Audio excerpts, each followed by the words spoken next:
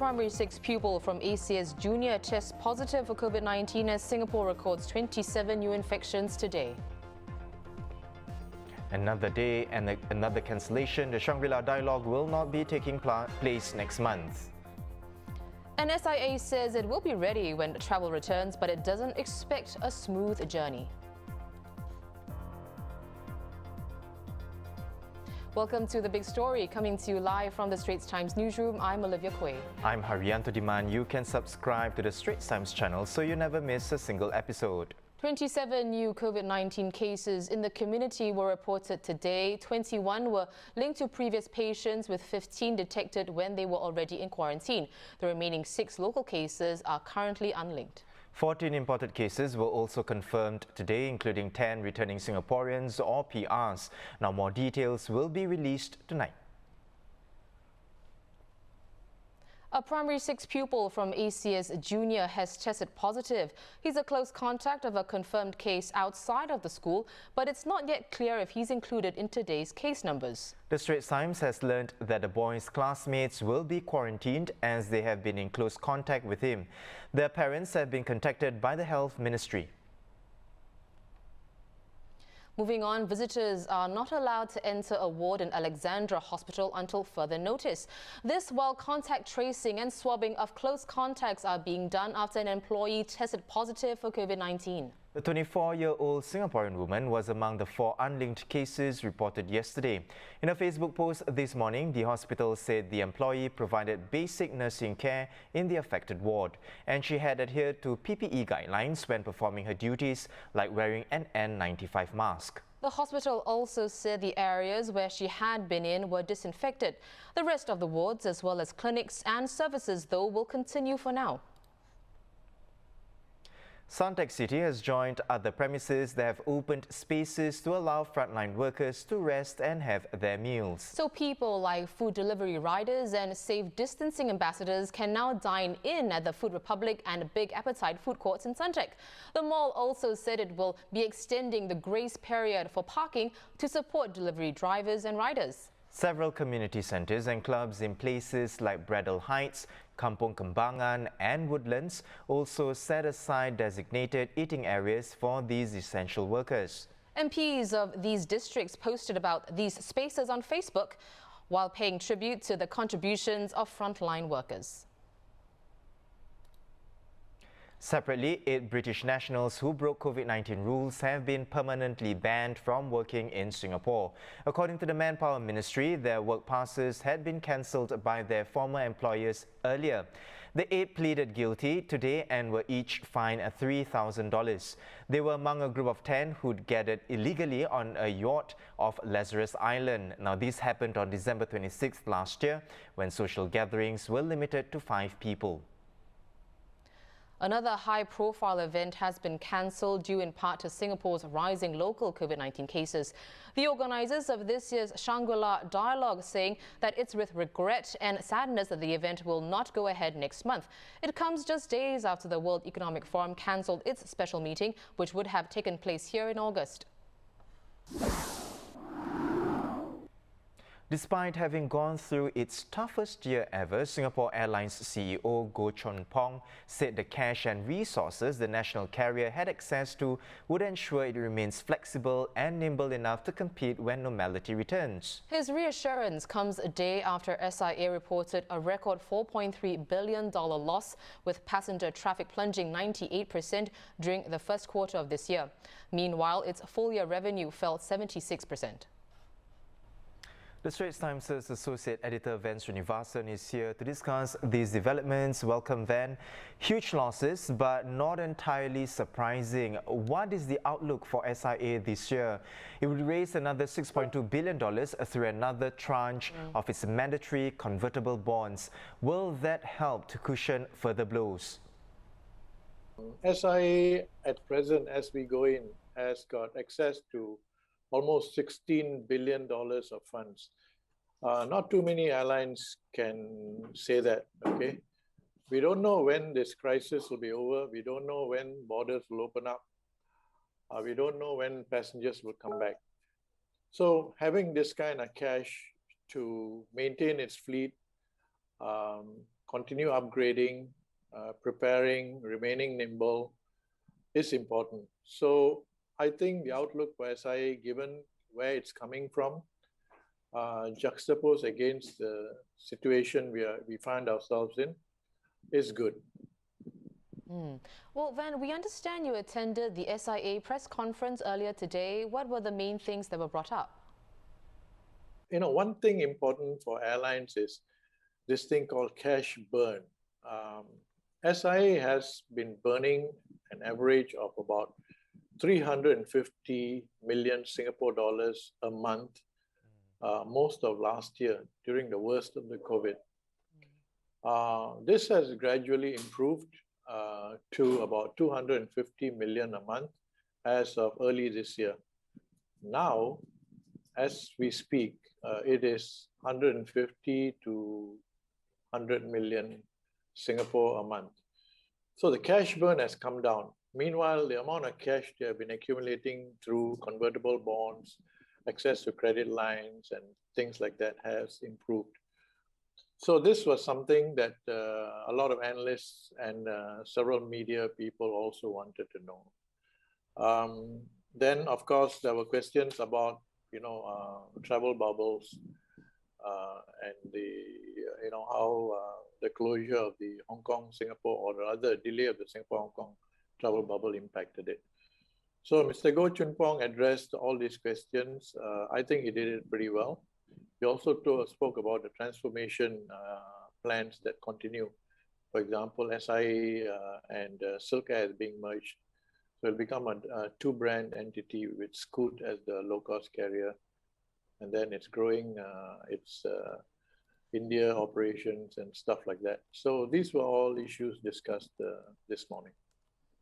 International borders are still closed. The Singapore-Hong Kong bubble is delayed once more, and the Changi airport cluster is still growing. Now, all these factors contribute to travel demand. Then, what do you think is the current sentiment when it comes to traveling? Mr. Goh and his team believe that SIA will get over this. If we manage the situation properly, say by June, by late June or July, some semblance of normality will return. You see, the other thing that is happening is also vaccine rollouts. And IATA is coming up with digital passports, which SIA is one of the sponsors too. With vaccine rollouts, we know that those who get vaccine are unlikely to get sick or unlikely to be badly affected, even if they are reinfected. So vaccine rollout is a key issue, and Mr. Goh kept mentioning this, vaccine rollout and vaccine passports. This will be the key to borders opening in a calibrated way in the future. And I think the hope is that this will happen sometime in the second half, possibly by the end of the third quarter. All right. Well, thank you so much for coming on the show, Ven. That was Ven Srinivasan, Associate Editor for the Straits Times.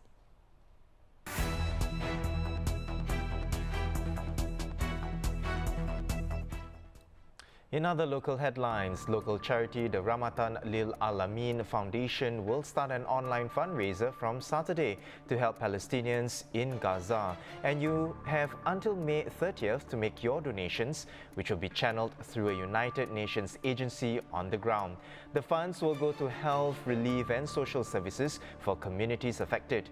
Over 200 people have been killed in the conflict.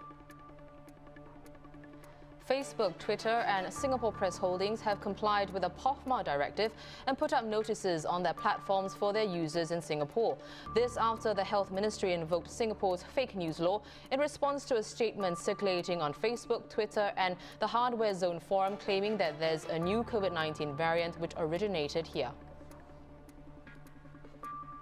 Hung Ki Boon, an e-scooter rider who caused the death of an elderly cyclist in 2019, has been sentenced to 12 weeks jail. He pleaded guilty earlier this month to causing Madam Ong Bee Ing's death by performing a rash act. Hung had been riding his e-scooter, which was double its permitted weight, above the speed limit on a cycling path when the accident occurred.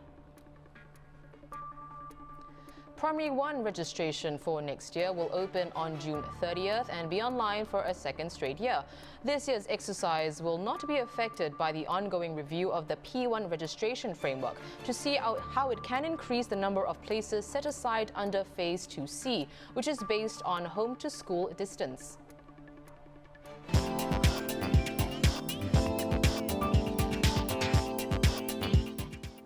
Our social activities have been curtailed, but there are still many things to do if you know where to look.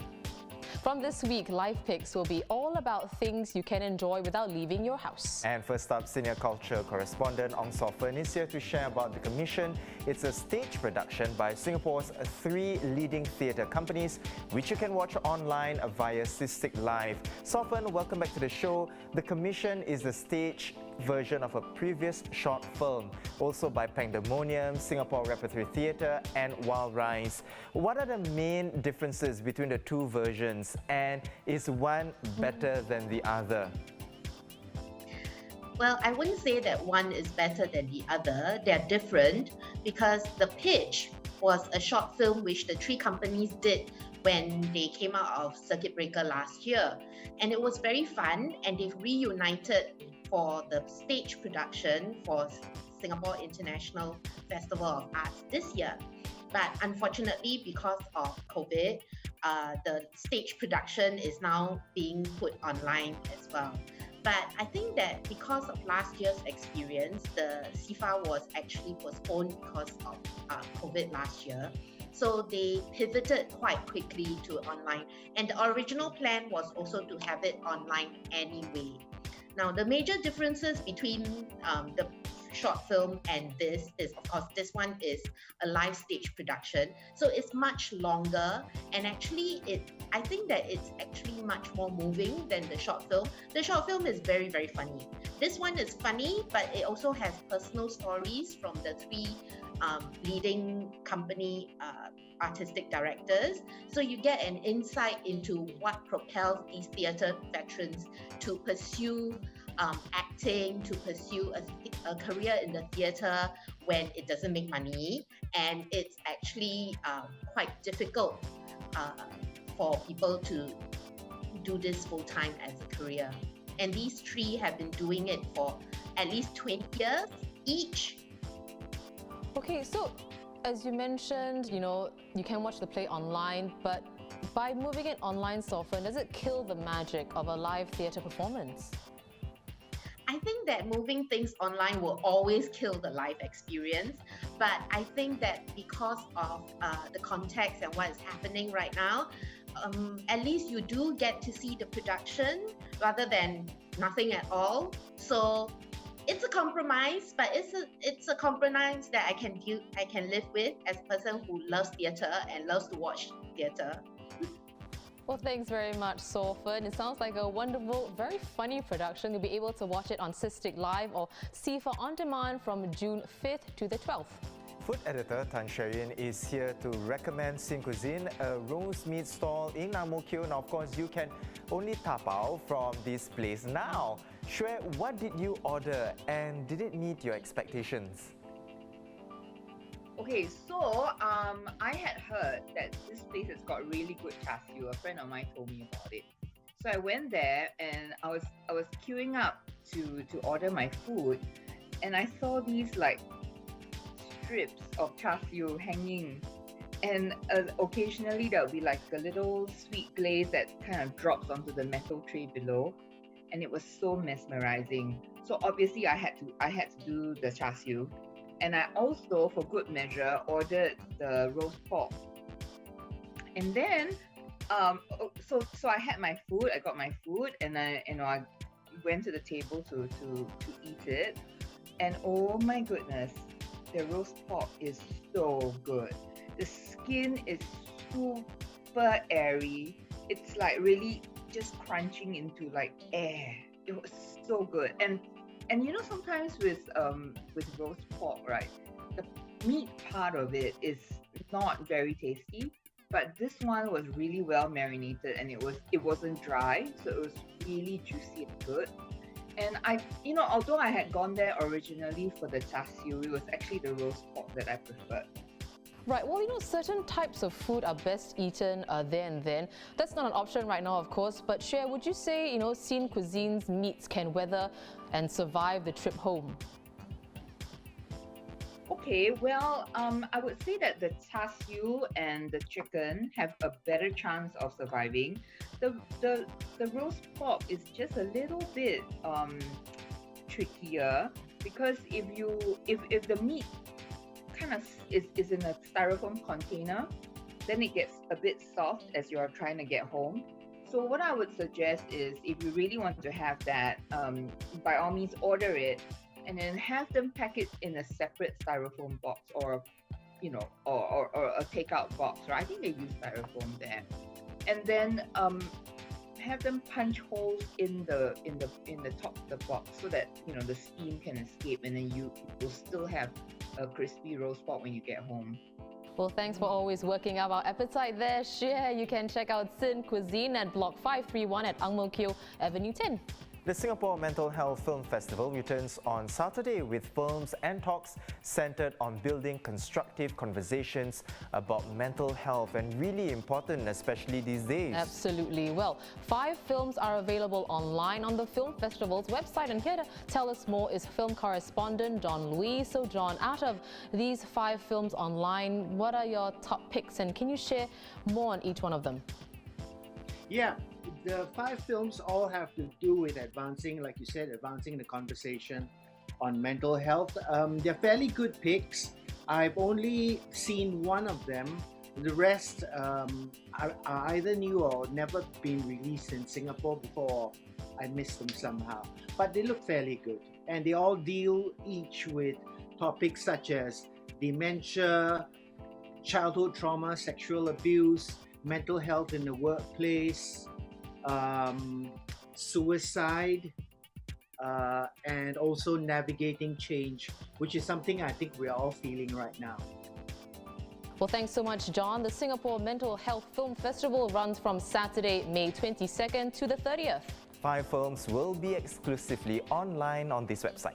As we're all encouraged to keep to our homes, our colleagues at Live have restarted their stay-home guide. On Mondays to Thursdays, you can check out their 3 things to do daily, from entertainment, arts to cultural picks.